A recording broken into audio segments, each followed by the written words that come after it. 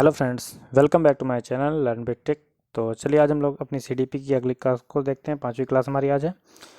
तो इसमें पहला क्वेश्चन स्टार्ट होता है, कोलंबिया प्रकार्यवाद के समर्थक थे। कौन थे कोलंबिया प्रकार्यवाद के समर्थक? थॉर्नडाइक थे और वुडवर्थ थे। ये इंपॉर्टेंट है। कोलंबिया प्रकार्यवाद के समर्थक कौन थे? थॉर्नडाइक और वुडवर्थ थे। समग्रवाद संप्रदाय कहा जाता है।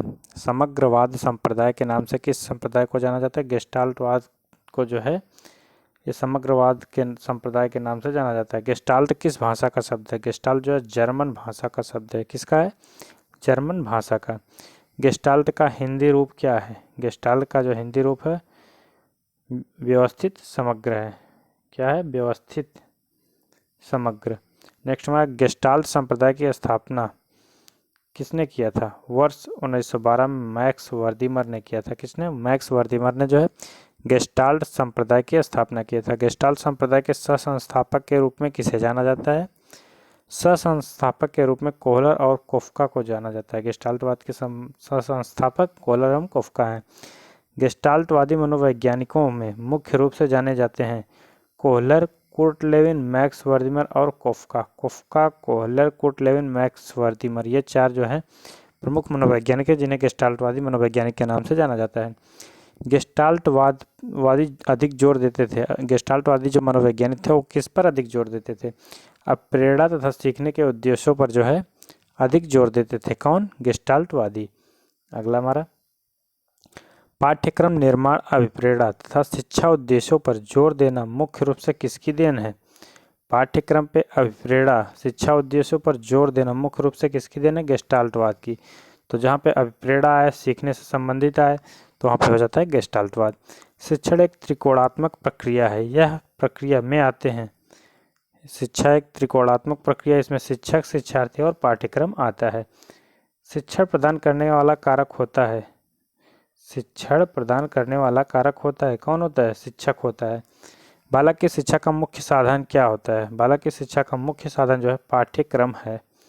किसके द्वारा बालक तथा समाज दोनों की प्रगति का ध्येय होना चाहिए? पाठ्यक्रम के द्वारा जो है बालक और समाज दोनों का जो है, दोनों की प्रगति का जो है ध्येय होना चाहिए।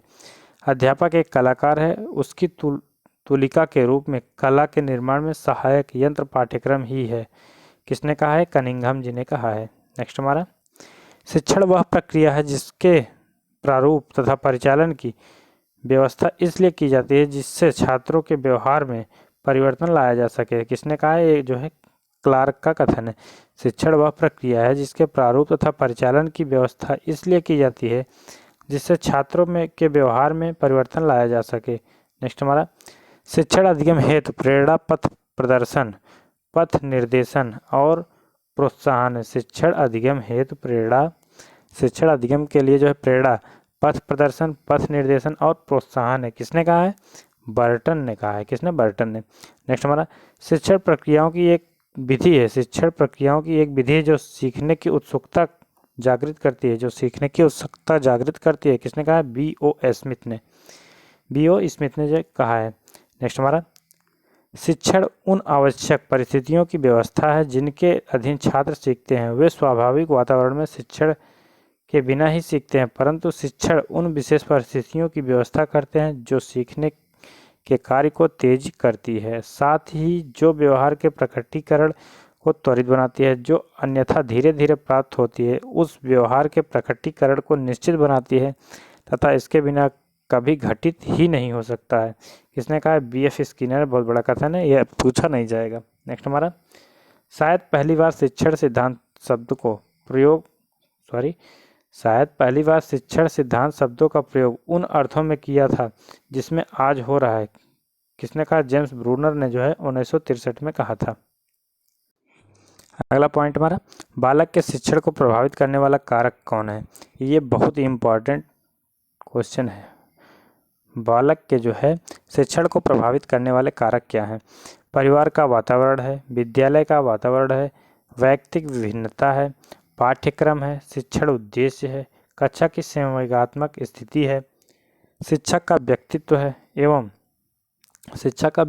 कुशलता है, शिक्षण क्रियाओं का नियोजन है, भौतिक संसाधन एवं सामग्री, शैक्षिक सामग्री, परिणामों की शीघ्र जानकारी, ये सब जो है बालक के शिक्षण को प्रभावित करने वाले कारक हैं। अगला पॉइंट हमारा, शिक्षण के किस सिद्धांत की आवश्यकता प्रतीत होती है? शिक्षण के लिए किस सिद्धांत की आवश्यकता प्रतीत होती है? सीखने के सिद्धांत की। किसकी? सीखने के सिद्धांत की।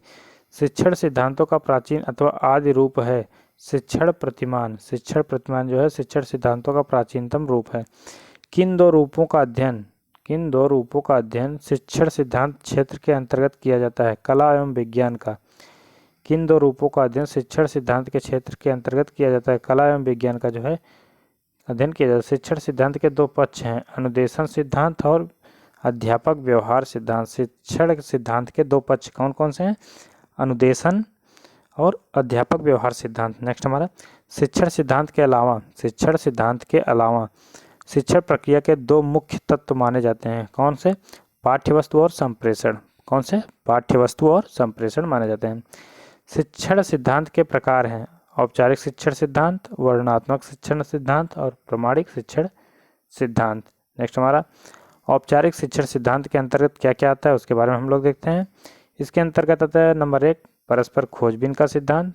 औपचारिक जो सामने घटित हो, जिसको हम लोग देख सकें। विचारोत्पादक सीखने का सिद्धांत, संचकरण या परिवर्तन सीखने का सिद्धांत। नेक्स्ट हमारा लास्ट है संप्रेषण सीखने का सिद्धांत।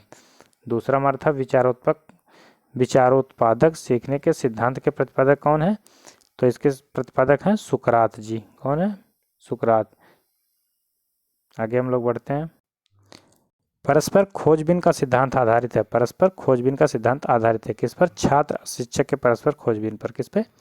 छात्र और शिक्षक के परस्पर खोजबीन पर जो है आधारित है।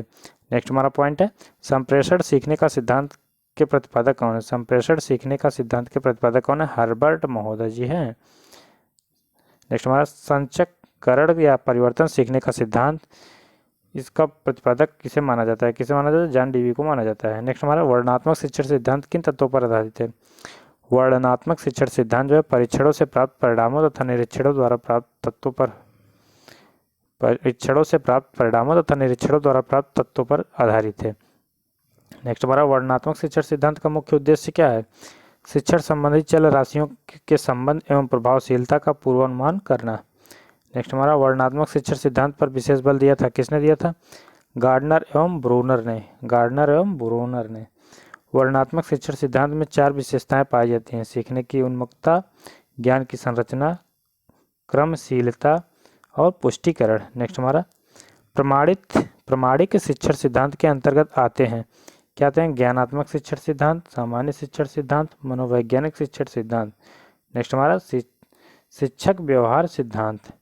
लास्ट पॉइंट हमारा, ज्ञानात्मक शिक्षण सिद्धांत के मुख्य प्रवर्तक माने जाते हैं एन.एल. गेज। कौन माने जाते हैं? एन.एल. गेज माने जाते हैं। शिक्षक व्यवहार सिद्धांत को सामाजिक और अपेक्षिक धारणा मानते हैं, किसने कहा है? रेयान महोदय ने कहा है। नेक्स्ट हमारा है, शिक्षक व्यवहार उन सब कार्यों को सम्मिलित करता है जो शिक्षक विशिष्ट ढंग से कक्षा के कमरे में करता है ताकि सीखना प्रवृत्त किया जा सके। किसने कहा है? म्यूक्स तथा स्मिथ ने। किसने? म्यूक्स तथा स्मिथ ने। सामान्य शिक्षण सिद्धांत के प्रतिपादक कौन है? एस.सी.टी. क्लार्क हैं। कौन? एस.सी.टी. क्लार्क। मनोवैज्ञानिक शिक्षक सिद्धांत मनोवैज्ञानिक शिक्षक सिद्धांत केंद्रित होता है, किस पर केंद्रित होता है? शिक्षण कार्य का विश्लेषण, अधिगम उद्देश्यों के निर्धारण, शिक्षण विधियों के चयन आदि पर जो है निर्देशित होता है। आज का हमारा लास्ट पॉइंट है, शिक्षण